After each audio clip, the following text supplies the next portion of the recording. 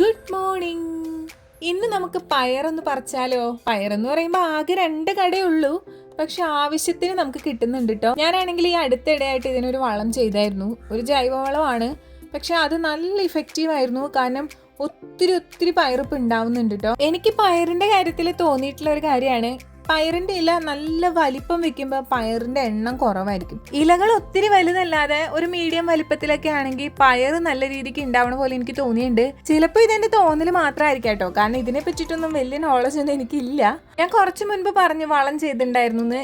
ഈ ഒരു പാക്കറ്റിലെ വളമാണ് കേട്ടോ യൂസ് ചെയ്തിട്ടുണ്ടായിരുന്നത്. 125 രൂപയ്ക്ക് 1 കിലോ വളമാണ് കിട്ടിയത്.